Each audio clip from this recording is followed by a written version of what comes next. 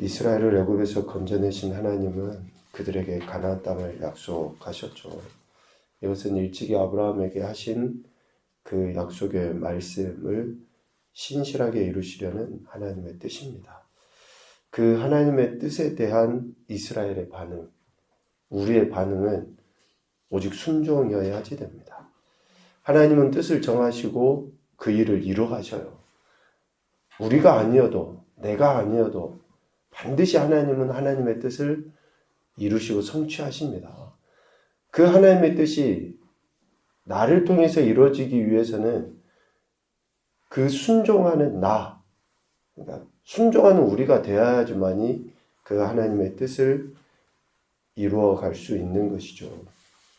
그런데 당시에 애굽에서 건짐을 받았던 이스라엘은 어떻습니까? 하나님과 모세를 향해서 원망하고 불평하는 것을 멈추지 않습니다. 그 결과 오랜 광야 생활, 광야의 시간을 보내게 되죠. 그렇게 광야의 시간을 보내고 난 이후에 이제 가나안 땅을 목전에 두게 된 것입니다. 그런 힘들고 어려운 그 광야 예정을 거쳤으면 좀 정신 차리고 철이 들 법도 하잖아요. 그런데 그렇지 않다고요. 이스라엘의 역사를 이야기하지만 대부분 우리가 신앙생활을 하면서 이스라엘의 역사를 한 개인의 역사로도 이렇게 표현하지 않습니까? 한 개인의 삶을 살아가다 보면 이런 광야의 시간이 있기도 해요. 그런 광야의 시간이 있는 그런 상황에서 좀 철도 들 법한데 여전히 그 원망과 불평을 멈추지 않아요. 여전히 하나님의 약속의 말씀보다는 눈에 보이는 현실, 그러니까 지금 이스라엘 백성들은 시딤의 그러한 모습, 아카시아 나무가 무성한 그러한 그 현상만 보는 거예요. 그러면서 그 눈에 보이는 풍요, 그곳에서 유혹과 미혹을 당하게 되는,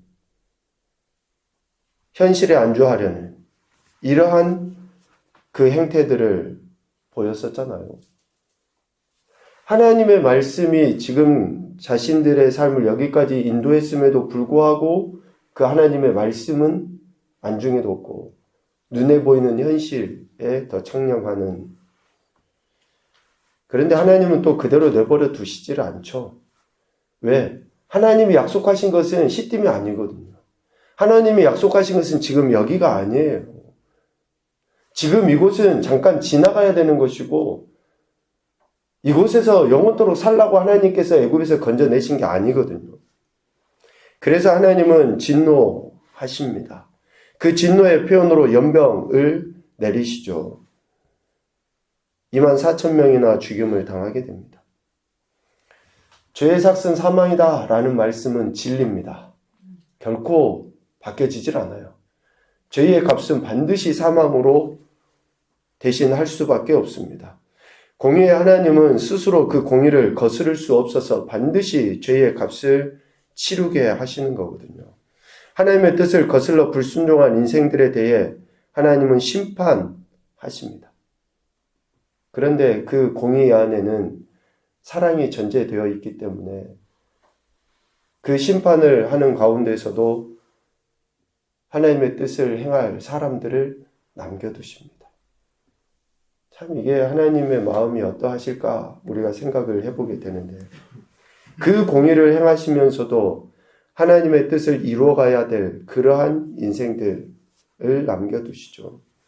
이스라엘을 통해 가나안을 정복하고 그 땅에 정착해서 살도록 하실 그 계획을 이루시기 위해서. 그러니까 우리가 남은 자에 대한 복도 이야기하잖아요. 남은 자. 남겨졌는지 아니면 남은 것인지 우리가 이런 이야기도 합니다만은 하나님의 은혜로 남겨진 것이죠. 사그리 죽임을 다 당할 수밖에 없는 그런 죄악을 행했음에도 불구하고 하나님의 은혜로 남겨진 자들이에요. 그 남겨진 자들을 계수해 보니까 51절에 60만 1730명이었다 라고 이렇게 이야기하죠. 연병에 의해서 많은 사람들이 죽임을 당했고 또 오랜 광야의 여정을 거치면서 즉 원망과 불평을 한 이들, 당을 지어서 하나님을 모세를 거슬렀던 그들을 다 죽임 또 죽음 가운데 심판하셨음에도 불구하고 하나님은 60만 1730명을 남겨두신 거죠. 왜 이렇게 하나님이 그들을 남겨두신 겁니까? 앞으로 저들이 취해야 될 가나안 땅은 반드시 싸움으로 인해서 취해야 되기 때문에 그렇습니다. 하나님이 주신다고 약속하셨어요. 그러면 하나님께서 바람을 훅 부르셔서 가나안에 있는 족속들을 다 없애버리고 하나님이 딱 이스라엘을 들어다가 옮겨 놓으시면 되잖아요. 하나님 주신다고 했으니까. 하나님이 그렇게 행하시지 못하는 분이십니까?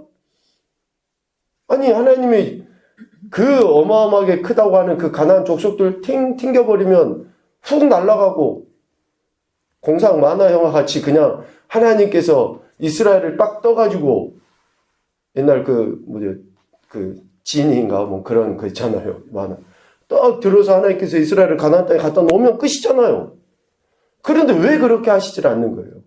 하나님께서 우리의 기도를 들으신다고 응답하셨잖아요. 그러면 내가 기도하지 않아도 내가 주여 한마디만 해도 하나님이 딱 들어버리시면 될 텐데 왜 그러냐고요. 왜?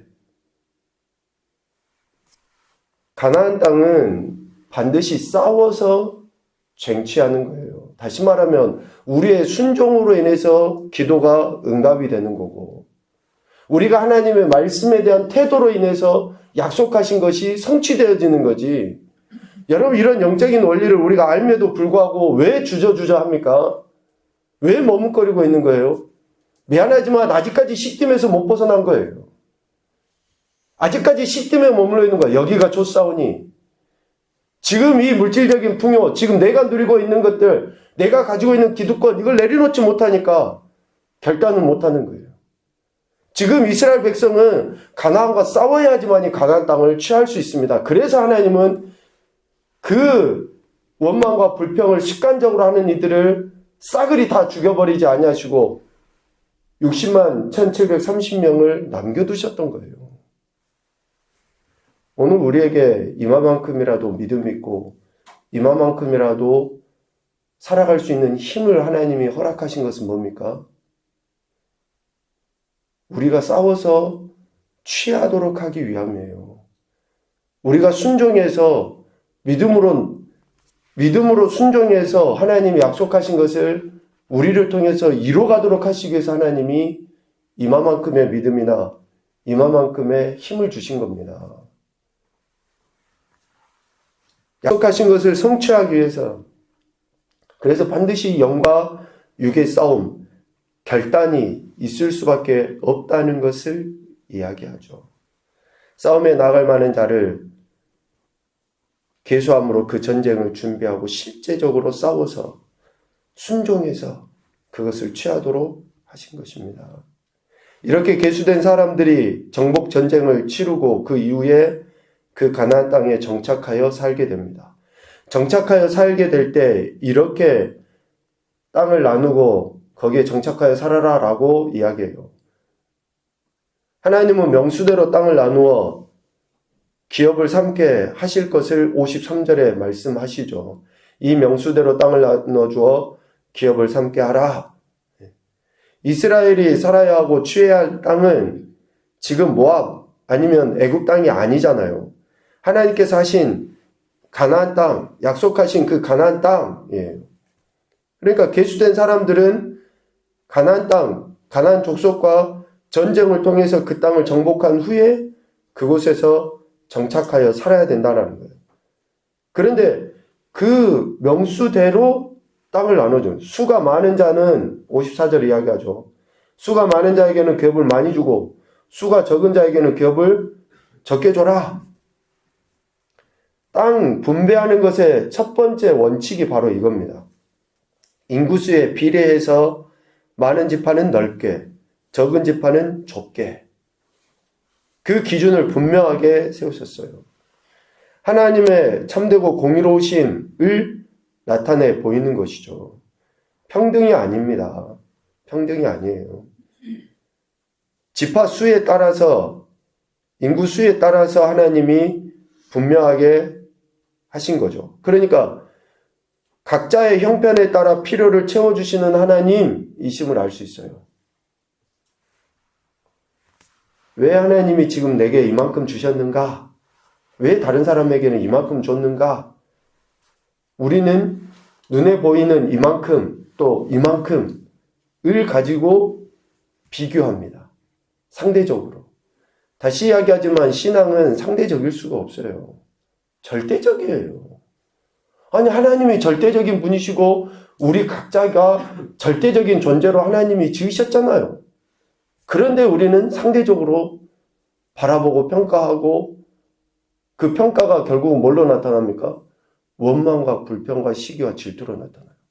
그러니까 다른 사람이 많이 가진 것을 보고 나는 원망해.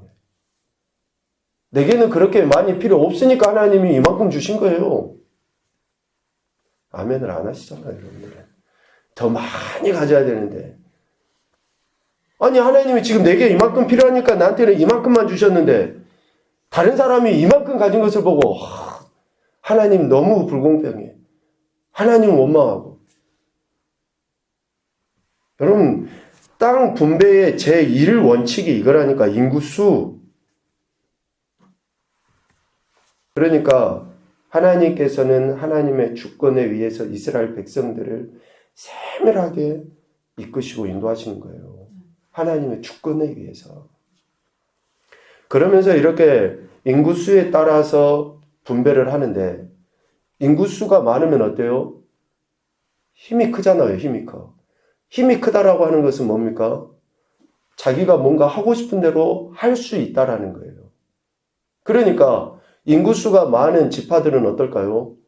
좀 앞으로 가나안 땅에 들어갔었을 때에 그 땅도 옥토일 수 있고 옥토가 아닐 수 있고 평지일 수 있고 평지가 아닐 수 있고 뭐 여러 가지 산의 지형이나 뭐 이렇게 토질이나 여러 가지가 다를 수 있잖아요. 강이 있고 없고. 그럼 인구수가 많은 사람들은 어떻게 할까요? 인구수가 적은 사람들을, 적은 지파를 자기들 마음대로 하려는 거예요. 야, 내가 이 땅을 차지해야 되겠다. 안 하면 어때요? 칼 들고 총 들고 싸워서 쫓아내버리는 거예요. 그러니까 제2 원칙은 뭡니까?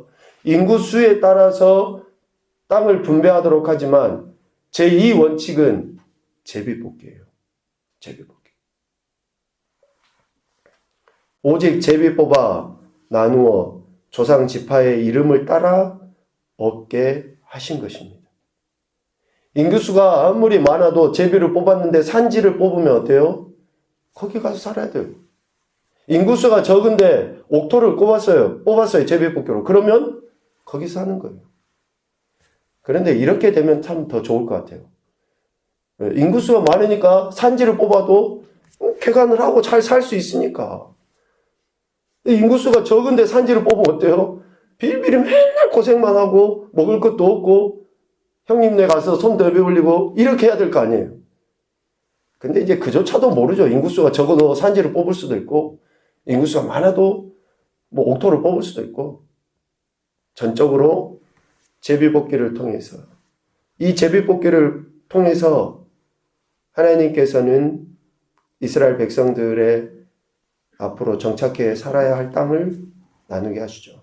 그런데 여기에서 55절에 보면 오직이라는 단어를 쓰고 있어요. 우리가 성경을 읽다 보면 이런 단어들을 좀 주의 깊게 묵상을 하다 보면 참 많은 은혜를 경험하게 되는데요. 오직이라는 이 단어는 확실히 참으로 라는 의미와 함께 적어도 라는 의미가 있다고 그래요. 적어도. 그러니까 내가 100번 양보한다. 그러나 적어도 이것만큼은 지켜라. 무슨 말인지 이해가시죠? 그러니까 하나님께서 우리에게 모든 것을 다 허락하시고 그래 너네들이 이렇게 마음대로 살아. 그러나 적어도 이것만큼은 지켜야 돼. 이 선을 넘어서는 절대 안 돼. 그런 의미예요. 그러니까 인구수에 따라서 분배를 하는데 적어도 이것만큼은 지켜라. 오직 제비를 뽑아서 이렇게 분배하라. 라고 이야기하시는 거예요. 우리 마지노선이라고 그러지 않습니까? 우리 신앙생활에도 마지노선이 있어야 돼요. 적어도 이 선을 넘어서는 안 됩니다. 우리가 죄를 짓기도 하고 또 우리가 하나님의 뜻을 거스르기도 하고 그래요. 왜 안 그렇습니까? 어제 저녁에 이야기한 것처럼 여전히 우리 안에 육체의 소욕이 있는데, 그러니까 때로는 죄를 짓기도 하고 회개하기도 하고 막 이렇게 왔다리 갔다리 하면서요, 성령의 인도하심 따라 살기도 하고. 그런데 마지노선을 넘어버리면 더 이상 기회가 없을 수도 있어요. 적어도 이 선을 넘지는 않아야 되는데 이 선을 넘어버리면은 돌이킬 수 없는 강을 건너게 됩니다. 하나님께서 오직 제비 뽑아라 이거 하신 것은 하나님께서 모든 것들 너희들이 귀학 지파대로 누리고 하는데 이것만큼은 지켜야 된다. 그런데 여러분 다시 역으로 생각하면 어때요? 이것만큼은 지켜라고 하는 것이 가장 첫 번째예요. 가장 첫 번째. 이 첫 번째를 지켜버리잖아요. 그럼 나머지들은 별로 거슬려지지가 않아요. 다시 우리가 가장 먼저 하나님 말씀을 기억하고 그 말씀에 딱 생각하고 순종하고 살아가잖아요. 그러면 다른 여타의 것들은 가르쳐주지 않아도 따라가지게 돼 있어요. 그래서 하나님께서는 이스라엘 백성들에게 이 절대 원칙을 말씀하십니다. 결코 변경될 수 없다. 반드시 이것만큼은 지켜라. 인구수나 그 힘에 의해서가 아니라 절대적으로 제비뽑기를 통해 하나님의 주권하신 가운데 땅이 분배되어져야 한다라는 것, 그것을 수용해야 한다라는 것을 가르치십니다. 제비뽑기의 방식을 택하신 것은 은혜로 받게 될 땅이 하나님께서 친히 지정하신 것이다 라는 것을 인식하도록 하기 위함이고, 오직 감사함으로 그것을 수용하여 그 어떤 시비를 일으키지 아니하고 그곳에서 한마디로 잘 먹고 잘 살도록 하시기 위해서 하나님이 그렇게 정하신 것이다 라는 거죠. 이스라엘이 받을 기업, 곧 하나님께로부터 얻게 될 가나안 땅은 이스라엘 백성의 어쩌면 독단적인 단독적인 그런 노력으로 얻어지는 게 아니에요. 오직 하나님께서 아브라함부터 약속하셨던 말씀을 하나님의 은혜로 말미암아 그들에게 주어지게 되는 것입니다.